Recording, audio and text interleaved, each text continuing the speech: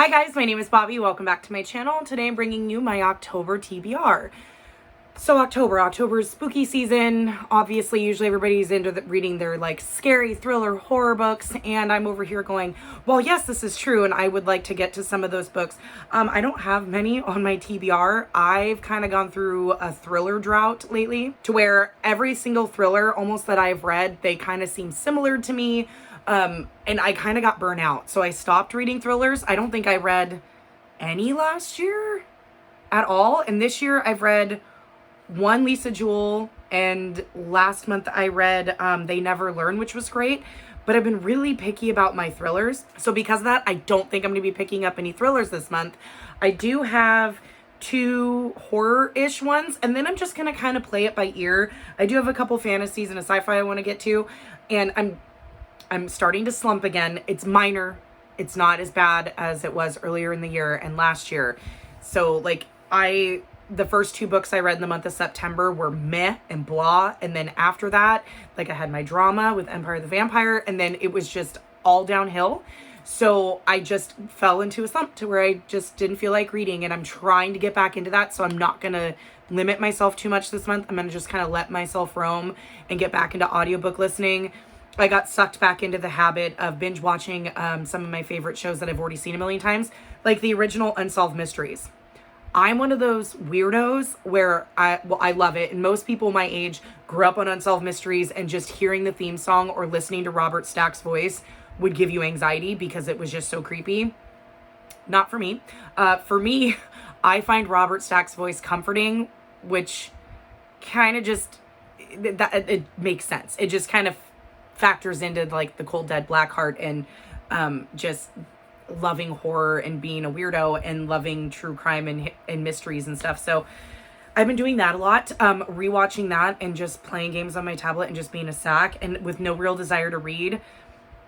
And it's driving me nuts. So I'm going to try really hard to get back into it. Like I've kind of gone through my audiobooks a little bit, and we'll kind of get into that, but let me just show you the book so this doesn't end up being like a half an hour TBR, which is fucking stupid. Hey, before we get started in my TBR video, editing me here, my dumb shit ass forgot to announce my book club's book for the month of October, because this is where I'm at right now. So for the month of October, Vicky and I have chose Interview with the Vampire by Anne Rice for our Random Reads book club pick this month. This was my pick. This is a reread for both Vicky and I. I love Interview with the Vampire. It's one of my favorite vampire books ever. As you can see, there's kind of a vampire theme this month, but I absolutely adore Interview the Vampire. I've watched the movie, and that's how I read the book when I was a lot younger. I watched the movie with my mom. I think that movie came out in 94, so I was like 10 years old, and absolutely loved it. And she had the book lying around the house because she had a lot of Anne Rice books, which is weird because I very rarely saw my mom read. But she gave it to me. I read it. I loved it. And there are now 13 books in the Vampire Chronicles series. I've read the first 6. And I read the last, I think I read book 6 when I was like 18 or 19 or something like that. So I have almost all of them. Well, at least I have the first like 7 or 8. And I need to reread them and keep going. So this is kind of a good start. Vicky and I wanted to see what we thought of Interview with the Vampire as adults, since we both read it as teenagers. So yes. Interview with the Vampire by Anne Rice is our October pick for our Random Reads book club. Please join us if you want. The Goodreads, our link is, why can't I talk? The link is always in the description. It's a Goodreads group. We always are, everything's broken down. You have 2 months to read it. So if you want to join us in reading Interview with the Vampire, link in the description. Okay, so first is the elephant in the room. I need to finish Empire the Vampire by Jay Kristoff. This is a beast. It is a beast. This is over 700 pages long. I have started it. I started it right when I got it. I am exactly 250 pages in, so not that far. I can't even see that. Not that far. This is fully illustrated. It is absolutely gorgeous. Let me see if I can show you a picture that is not spoilery. Probably towards the beginning. Let's see, where's a picture of Gabriel? Because the picture of Gabriel is the main character. Okay, so here's an illustrated picture of Gabriel, who is the main character. So that's not spoilery. But there's art throughout, and it is absolutely gorgeous. So this, I've struggled with a little bit. But let me tell you why. It is not bad. It is not bad. This tells the story of Gabriel. Gabriel de Leon. de Leon. This has very much a French leaning. So the Nevernight series was very much based in like ancient Rome, Venice, kind of stuff like that. You could really see the Italian vibes. This one is very much rooted in French and France. So you can see like the French mythology a little bit with in the history. It's kind of in a medieval setting, medieval fantastical setting. Like everything they do is it's just very medieval. Like they ride horses, they have swords, like it's very much medieval, but with vampires. And Gabriel is a man. So at the very beginning, you know that he's a prisoner. He's been captured by the vampires and he's set to die. He murdered their king and he is set to die. So you're going, okay, well, isn't this like the end of the story? Like, why are we meeting up with him? Or is he escaping? No. There's this younger vampire that comes in and he works for the new empress, vampire empress or whatever. And he says that she demands that Gabriel tell his story. So the other vampire sits down and literally forces Gabriel to tell his story from the time he was a small child all the way up until present day. Where I'm at, we haven't gotten to present day. I don't think we're going to get to present day by the end of this book. This is a trilogy, so I'm assuming this is going to take place over multiple books. I could be wrong. But I didn't realize this was told in this format, so it's very reminiscent, which I haven't read, but I've heard Name of the Wind, where you just have Kavoth telling his story to somebody else, and that's what this is. Gabriel is telling his story to this vampire. So with that, you have to take in the grain of salt. You're not the omnipotent or in somebody's head as things are happening. This is his point of view. So everything is from his point of view and his thoughts and feelings on things, which can get convoluted at times. And I don't mind that writing style and I don't mind that form of storytelling, but it kind of surprised me when I got into it. I thought that Gabriel was a vampire and we were going to follow him and like all that. That's not what this is. It's not bad at all. It's good. It's just wasn't being told the way I thought. So Gabriel's telling the story of how he came to be who he is, which is one of the best known vampire killers pretty much in this world. And see, how much do I want to give away that would be synopsis like and not spoilery. So in this world, it used to be normal medieval fantasy world, where vampires did exist, but they only came out at night. So you knew that at night you're very careful, all that kind of stuff, and they weren't running rampant. And then there was something that happened multiple years, I think in present day it had happened over 20 something years ago, because I believe Gabriel is around 32, 33. He's in his early 30s, so it happened like 20 something years ago. And they call it like I can't remember what they call it, but like the sun pretty much gets covered. I mean, the sun is there, but it's so dark, it's almost like twilight all the time. So even during the daytime, it's still almost like dusk, and the sun isn't bright. Crops stop growing, shit like that. There's a lot of famine, and then the vampires can daywalk because it is not light enough. There's no direct sunlight. And so, they start just pretty much pillaging and killing and making more vampires and taking over the world. And so Gabe is a part of this group called the Silver Saints, and they are the ones that like kill all the monsters. This is very much steeped in religion, which I don't think Jay Kristoff is a religious person at all. I believe he said he is not. But even in the Nevernight series, there's very much a mythology and a religion that is followed, and it's very steeped into the lore of the books and the world building, and this is no different. I would say even more so. I would say that from where I'm at now, where the religion, the way the religion is talked about, it's very reminiscent of Catholicism, which is totally fine, because it's actually kind of cool the way he took the basic concept of Christianity, especially Catholicism, and made it his own. Like there's friars and priests and stuff like that, but then there's a God, but his son isn't Jesus. I forgot his name, but he wasn't crucified.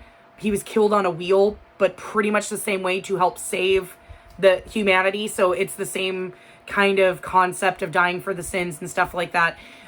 Gabriel's order is very much rooted in religion, so they're almost like a religious order. Kind of reminds me of like the Knights Templar a little bit.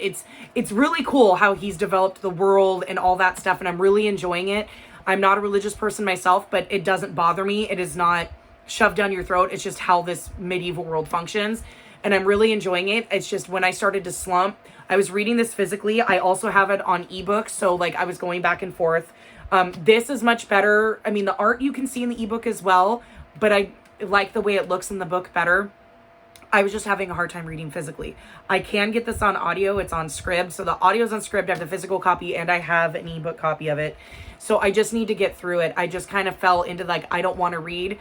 And this is very much into world building. I'm not very attached to Gabriel yet. And I'm already 250 pages in. And I feel like I should be more attached to him if we're already this far in. But I'm not giving up. I will be finishing this. It's just, I just need to get back into it. Once I get into it and get into a groove, I know I'll finish it because it's Jay Kristoff. And I love the story. The vampires are scary. They're violent. I like the way they're set up. They have all these different bloodlines. Like, it is very, very cool. Very cool vampire book. It's just fucking large. And I've been reading it for over a week or so and I haven't picked it up. I don't think I've picked it up in a week. And I just need to get back into it. I need to pull myself out of my bullshit, like wallowing and watching Unsolved Mysteries and actually fucking read. So this one, which actually this is fine to read in October because hello, it's a horror fantasy. Okay, so I guess I'll get the other fantasy out of the way. This one, I don't know if I'll pick this one up. I just kind of have it off to the side as one that I want to read. I have to read it physically because this is, I believe it's a self-published UK book, so you can't get it on audio and you can't get it on ebook. It's just physical. I had to order this. I ordered this from Book Depository, I believe, but I think now you can get it on Amazon. But that is The Ninth Reign by Jen Williams. Elliot Brooks over on her channel, she's been raving about this trilogy, says it's absolutely amazing. This is a sci-fi fantasy series. So this also kind of has a vampiric little thing to it, which I thought was kind of cool and I did not realize. So this takes place, like, I read the first chapter, the prologue in the first chapter, and I was intrigued. I was very much intrigued. So this is about the city of Abora, which was really, really fancy and full of life and all this stuff. And then there's this almost like alien race. I believe it is just an alien race that attacks them constantly. And the citizens of Ebola have like these special powers. Or why did I said Ebola, didn't I? Ebora. Wow. Yeah, I said Ebola. I did. Okay, moving on. And they could fight off these people. They have this god that had given them the power to fight off these invaders. And then the god one day just kind of shrivels up and dies. And so the people of Abora have lost their special power and the ability. And they call it the reign. So there was the 8th reign, the 7th reign, the 6th reign. So they need the 9th reign to happen so that, because these invaders are coming back. And from where I'm at, there's the one guy, what's his name? It's like an explorer book. So there's an explorer named Lady Vincenza Vintage de Grazon. It offers an Abora man, Tourmalin, employment. So you've got Tourmalin, who's from Abora, so he's used to have special powers. This Lady Vincenza, and then a witch, and they all kind of travel together and trying to figure this shit out. And after reading the prologue in the first chapter, this has vampire vibes.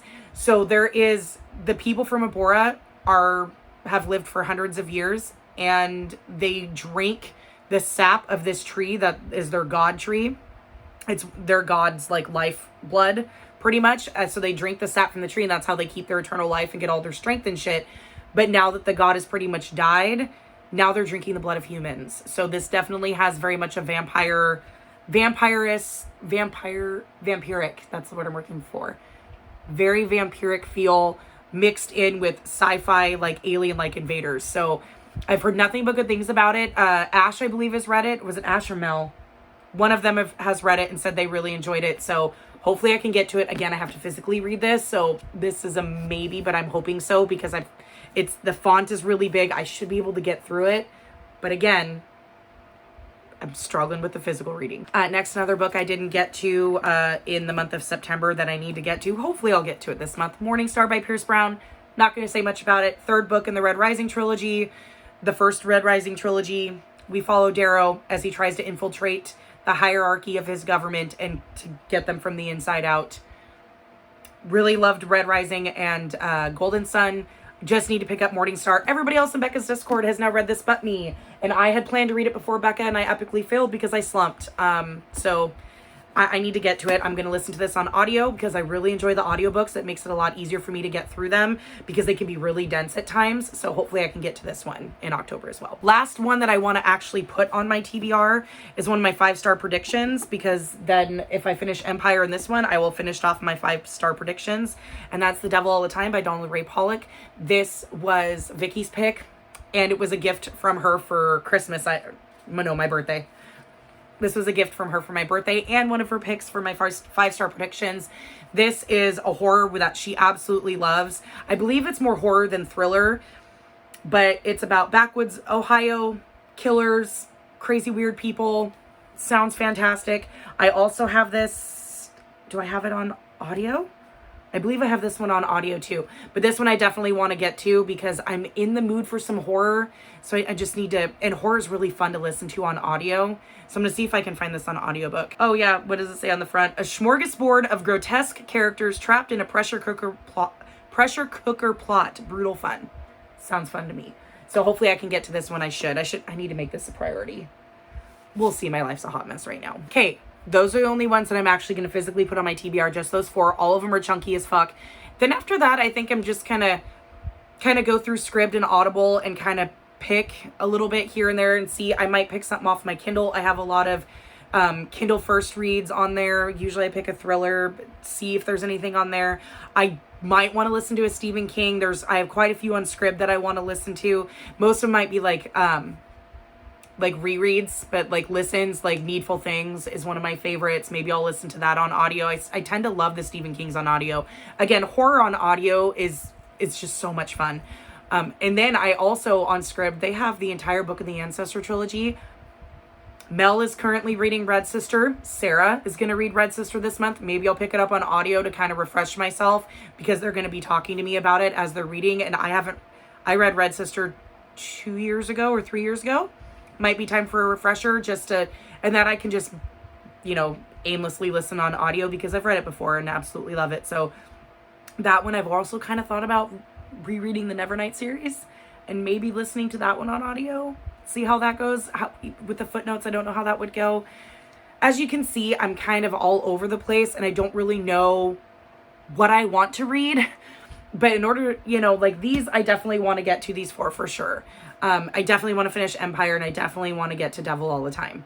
It's just, the struggle is real this month. It's starting to really piss me off that my brain will not cooperate with me when I really want to read and there's all these things I want to consume.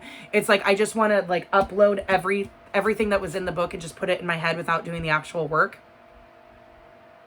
And that's kind of where I'm at. It's just been one of those months. So hopefully in October I can get back to, back into the groove I was in August and July, which were pretty good months.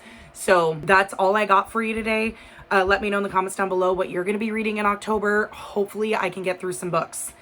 Wish me luck. And maybe I'll throw my entire TBR out the window and just be picking random shit off of Scribd and Audible. That'll probably be my luck. But anyways, that's it guys. I'll see you in the next one.